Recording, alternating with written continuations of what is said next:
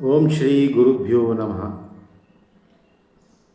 ಯಾ ಕುಂದೇಂದು ತುಷಾರಹಾರ ಧವಲ ಯಾ ಶುಭ್ರವಸ್ತ್ರಾನ್ವಿತ ಯಾ ಬ್ರಹ್ಮಾಚ್ಯುತ ಶಂಕರ ಪ್ರಭೃತಿಭಿಃ ದೇವೈಃ ಸದಾ ವಂದಿತಾ ಸಾ ಮಾಂ ಪಾತು ಸರಸ್ವತಿ ಭಗವತಿ ನಿಶೇಷ ಜಾಡ್ಯಾಪಃ. ഇനി എങ്കിൽ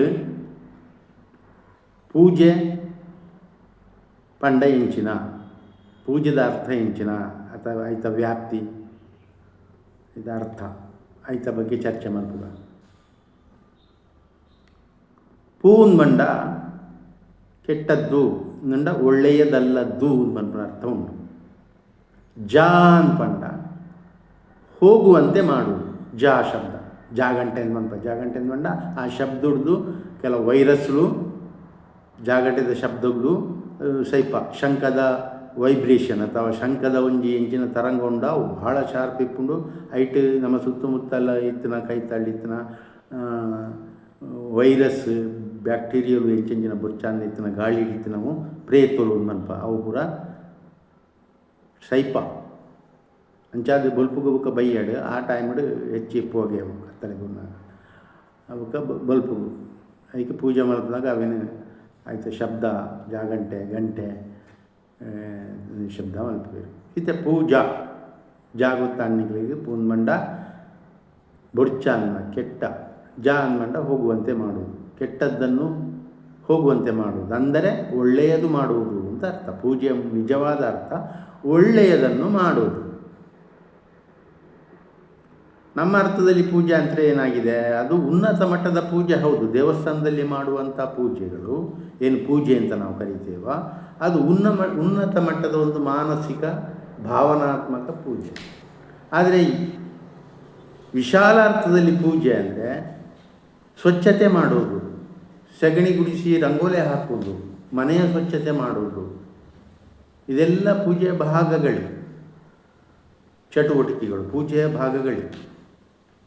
ಒಂದು ದೇವಸ್ಥಾನದ ಒಟರದಲ್ಲಿ ಎಷ್ಟು ಜನ ಯಾವ ಬೇರೆ ಬೇರೆ ಕೆಲಸಗಳನ್ನು ಮಾಡ್ತಿರ್ತಾರೋ ಅದೆಲ್ಲ ಒಂದು ರೀತಿಯಲ್ಲಿ ಪೂಜೆ.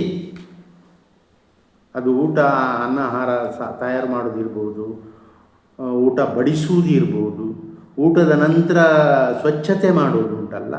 ಒಂದು ಇಂಗ್ಲೀಷ್ನಲ್ಲಿ ಗಾದೆ ಉಂಟು, cleanliness next to godliness. Cleanliness ಅಂದರೆ ಸ್ವಚ್ಛತೆ, ಪ್ರಧಾನವಾಗಿ ಎಲ್ಲ ರೀತಿಯಲ್ಲಿ ಸ್ವಚ್ಛತೆ, ನೀಟು. ಅದನ್ನು ಇನ್ನು ಬಿಡಿಸಿ ಹೇಳಬೇಕಾಗಿಲ್ಲ. ಸ್ವಚ್ಛತೆ ಏನಂದರೆ ಅದು ನೀರು ಹಾಕಿ ತೊಳೆದದ್ದಿರ್ಬೋದು, ಸಗಣಿ ಸಾರಿಸುವಂಥದ್ದಿರ್ಬೋದು, ಒರೆಸುವಂಥದ್ದಿರ್ಬೋದು, ಕಸ ಗುಡಿಸುವಂಥದ್ದಿರ್ಬೋದು, ಅದು ಪೂಜೆಯ ಒಂದು ಭಾಗವೇ. ನಾವು ತಿಳ್ಕೊಂಡಿದ್ದೇವೆ ಅದೆಲ್ಲ ಕೆಲಸ ಅಥವಾ ಇದು ಅಂತೇಳಿ ಸೇವೆ ಅಂತ ಅದನ್ನು ಕರೀತಾರೆ. ಸೇವೆ ಪೂಜೆಯ ಭಾಗಗಳು ಎಲ್ಲದು ಸೇವೆಗಳು, ಪ್ರತಿಯೊಂದು ಬೇರೆ ಬೇರೆ ಸೇವೆಗಳು.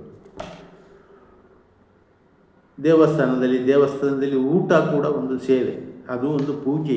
ಅನ್ನದಾನ ಶ್ರೇಷ್ಠ ಪೂಜೆ. ಅಂದರೆ ಒಳ್ಳೆಯದನ್ನು ಮಾಡ್ತದೆ, ಅದು ನಮ್ಮ ಹಸಿವನ್ನು ಹಿಂಗಿಸ್ತದೆ.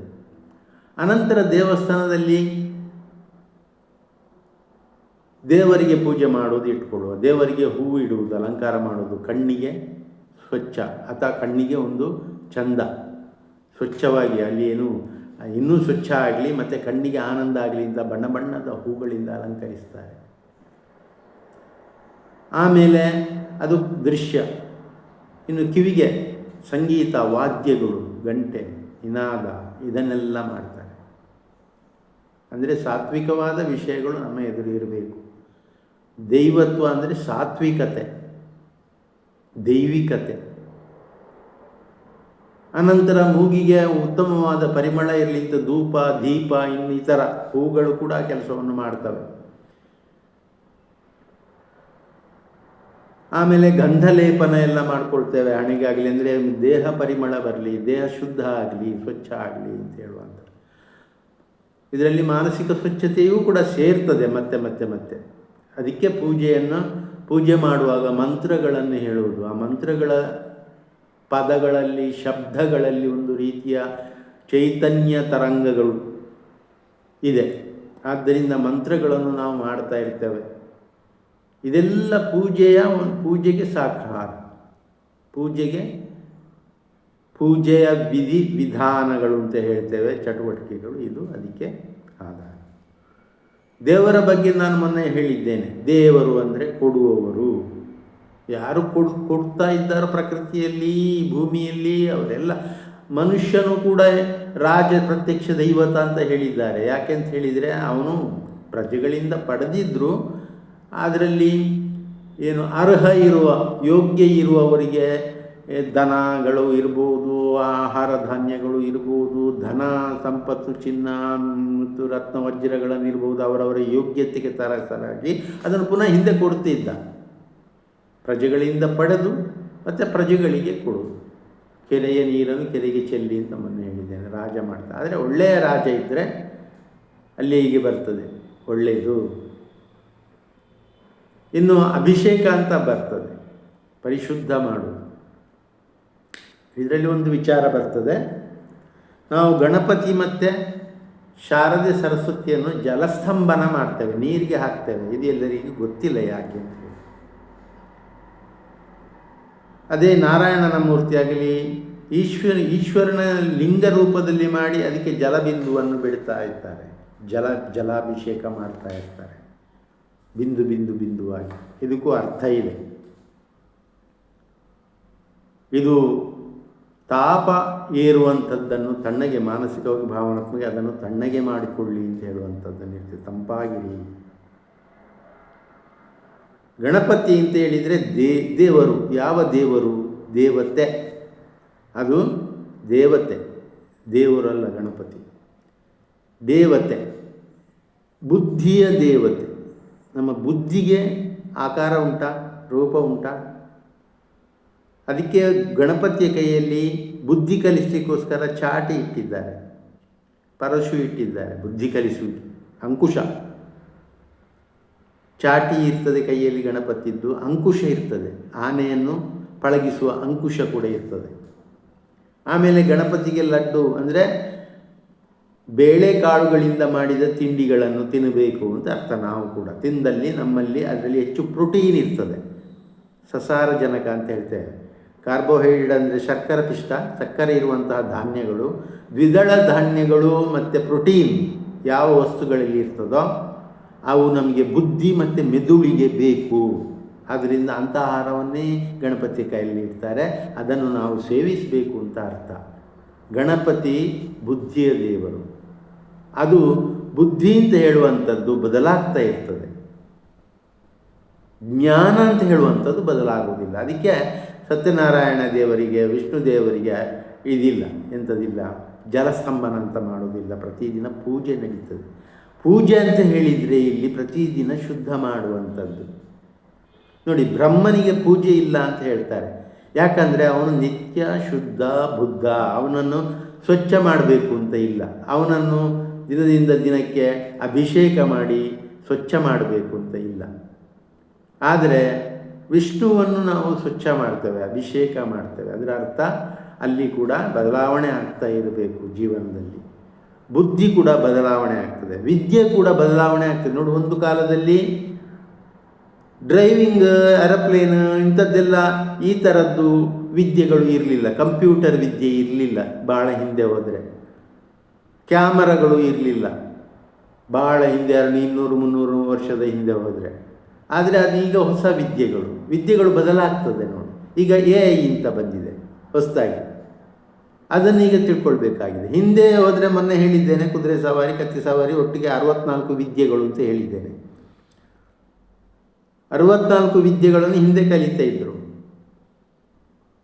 ತುಂಬ ವಿದ್ಯೆಗಳಿದೆ. ಅದು ಬರೆಯುವುದು ಒಂದು ವಿದ್ಯೆ, ಓದುವುದು ಒಂದು ವಿದ್ಯೆ, ಮಾತನಾಡುವುದು ಒಂದು ವಿದ್ಯೆ. ಮಾತನಾಡುವ ಯಾವುದೇ ಭಾಷೆದ್ದು ಈಗ ಚೈನಾ ಇರ್ಬೋದು, ಇಟಲಿ ಇರ್ಬೋದು, ಫ್ರಾನ್ಸ್ ಭಾಷೆ, ಆ ಭಾಷೆಯನ್ನು ಕರೆದರೆ ಅಲ್ಲಿ ಹೋಗಿ ಟ್ರಾನ್ಸ್ಲೇಷನ್ ಮಾಡುವಂಥದ್ದು ಕೆಲಸ, ಉದ್ಯೋಗ, ಟ್ರಾನ್ಸ್ಲೇಟ್ ಮಾಡೋದು. ಅದು ಆ ವಿದ್ಯೆಯನ್ನು ಕಲಿತು ಅದರಿಂದ ನಾವು ಜೀವನದ ಬೇಕಾದ ದುಡ್ಡು ಅಥವಾ ಯಾವುದೋ ವಸ್ತುವನ್ನು ಸಂಪಾದನೆ ಮಾಡಲಿಕ್ಕೆ ನಮಗೆ ವಿದ್ಯೆ ಬೇಕು. ಜ್ಞಾನ ಅಂತ ಹೇಳಿದರೆ ಸರ್ವಕಾಲಿಕ, ಅದು ಒಂದೇ ಇರುವಂಥದ್ದು. ಜ್ಞಾನ ಎಲ್ಲ ಕಡೆಯಲ್ಲೂ ಒಂದೇ, ಭಾವನೆ ಎಲ್ಲರದ್ದು ಒಂದೇ ನೋಡಿ. ಅದೇ ರೀತಿ ಸತ್ ಮೊನ್ನೆ ನಾನು ಹೇಳಿದಾಗೆ ಒಳ್ಳೆಯದು ಅಂತ ಹೇಳಿದರೆ ಎಲ್ಲ ಕಡೆಯಲ್ಲೂ ಒಂದೇ, ಅದು ಒಳ್ಳೆಯದು. ಅಲ್ಲಿ ಕೆಟ್ಟದ್ದು ಅಂದರೆ ಎಲ್ಲ ಕಡೆಯಲ್ಲಿ ಕೆಟ್ಟದ್ದು ಅಂದರೆ ಒಂದೇ. ಇದು ಕೆಟ್ಟದ್ದು ಅಂತ ಹೇಳೋದು, ಒಳ್ಳೆಯದನ್ನು ಒಳ್ಳೆಯದು ಅಂತ. ಅದರಲ್ಲಿ ಸ್ವಲ್ಪ ಬದಲಾವಣೆಗಳು ಆಗ್ತದೆ. ಒಂದು ಊರಿನಲ್ಲಿ ಒಳ್ಳೆಯದಿಲ್ಲದ, ಈಗ ಇಂಗ್ಲೆಂಡ್ನಲ್ಲಿ ಅವರು ಸರಾಯಿ ಅಥವಾ ಮದ್ಯಪಾನೀಯ ಜಾಸ್ತಿ ಮಾಡ್ತಾರೆ, ಯಾಕಂದರೆ ಅಲ್ಲಿನ ವಾತಾವರಣ, ಅಲ್ಲಿನ ಹವೆಗೆ ಸರಿಯಾಗಿ. ನಮ್ಮ ಊರಿನ ಹವೆಗೆ ಸರಿಯಾಗಿ ನಾವು ತೆಂಗಿನೆಣ್ಣೆ ತಿನ್ಬೋದು, ಅವರಿಗೆ ಆಗೋದಿಲ್ಲ. ಅವರಿಗೆ ಆಲಿವ್ ಆಯಿಲ ಮತ್ತು ಬೇರೆ ಸನ್ಫ್ಲವರ್ ಆಯಿಲ ಆಗ್ತದೆ. ನಮ್ಮ ತೆಂಗಿನೆಣ್ಣೆ ಅವರಿಗೆ ಆಗೋದಿಲ್ಲ, ಅದಕ್ಕೆ ಅವರು ಕೊಲೆಸ್ಟ್ರಾಲ್ ಅಂತ ಹೇಳಿ. ನಮಗೆ ತೆಂಗಿನೆಣ್ಣೆ ಒಳ್ಳೆಯದು.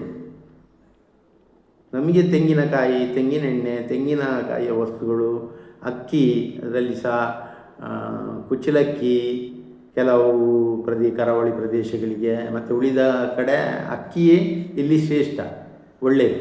ಅನಂತರ ರಾಗಿ, ಗೋಧಿ ಎಲ್ಲ ಸ್ವಲ್ಪ ಸ್ವಲ್ಪ ತಗೊಳ್ತಾರೆ, ಆದರೆ ಪ್ರಧಾನವಾಗಿ ನಮಗೆ ಅಕ್ಕಿ ಒಳ್ಳೆಯದು. ಆದ್ದರಿಂದ ಪೂಜೆ ಅಂತ ಹೇಳುವಂಥ ಶಬ್ದವನ್ನು ಸರಿಯಾಗಿ ಅರ್ಥ ಮಾಡಿಕೊಳ್ಳಿ. ಕೆಟ್ಟದ್ದನ್ನು ಹೋಗುವಂತೆ ಮಾಡುವುದು ಏನುಂಟು ಅದೆಲ್ಲ ಪೂಜೆ ಅಂತ ಕರೆಯಲ್ಪಡ್ತದೆ ಸಂಸ್ಕೃತದಲ್ಲಿ. ಒಳ್ಳೆಯದನ್ನು ಮಾಡುವುದು. ಇನ್ನು ಒಳ್ಳೆಯದು ಅಂದರೆ ಏನು ಅಂತ ನಾನು ಮೊನ್ನೆ ಹೇಳಿದ್ದೇನೆ. ಒಳ್ಳೆಯದು ಅಂದರೆ ಎಲ್ಲದರಲ್ಲಿ ಒಂದು ಮಿತಿಯಲ್ಲಿ ಇರುವುದು. ಎಷ್ಟು ಬೇಕೋ ಅಷ್ಟು ಮಾಡುವುದು. ಅದಕ್ಕೆ ಹೆಚ್ಚು ಮಾಡಿದರೆ, ಹೆಚ್ಚು ನೀವು ಏನಾದರೂ ಮಾತಾಡಲಿಕ್ಕೆ ಹೋದರೆ ಅದು ತಪ್ಪಾಗ್ತದೆ, ತುಂಬ ಮಾತಾಡ್ತಾನೆ. ಕಡಿಮೆ ಮಾತಾಡಿದರೆ ಕಡಿಮೆ ಆಗ್ತದೆ. ಎಷ್ಟು ಬೇಕು, ಎಲ್ಲಿ ಎಷ್ಟು ಬೇಕು, ಹೇಗೆ ಬೇಕು, ಆಯಾ ಸಂದರ್ಭವನ್ನು ಅರ್ಥ ಮಾಡಿಕೊಂಡು ಕೆಲಸಗಳನ್ನು ಮಾಡೋದು, ಮಾತಾಡೋದು, ತಿನ್ನುವುದು. ಎಷ್ಟು ಬೇಕು ಅಷ್ಟೇ ತಿನ್ನಬೇಕು. ಅದು ಅತಿಯಾದರೂ ಕೂಡ ಅದರಿಂದ ನಮಗೆ ತೊಂದರೆ ಇದೆ. ಆದ್ದರಿಂದ ಇವತ್ತಿನ ಒಂದು ಕೆಲವು ನಿಮಿಷಗಳ ಮಾತುಗಳನ್ನು ಇಟ್ಟಿದ್ದೇನೆ. ಬಂಧುಗಳೇ, ನೀವು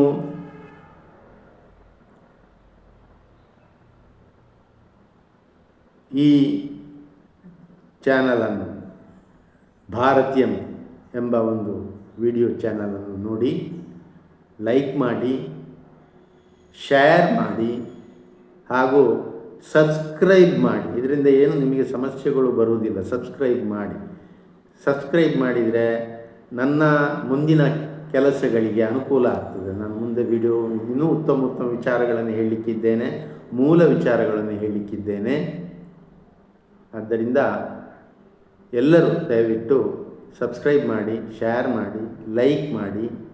ಇನ್ನೊಮ್ಮೆ ಕೇಳಿಕೊಳ್ಳುತ್ತಾ ಇವತ್ತಿನ ಕಾರ್ಯಕ್ರಮವನ್ನು ಮುಂದುವರಿಸುವ. ಸರ್ವೇ ಭವಂತು ಸುಖಿನಃ, ಸರ್ವೇ ಸಂತು ನಿರಾಮಯ, ಸರ್ವೇ ಭದ್ರಾಣಿ ಪಶ್ಯಂತು, ಮಾ ಕಶ್ಚಿತ್ ದುಃಖ ಭಾಗ್ ಭವೇತ್.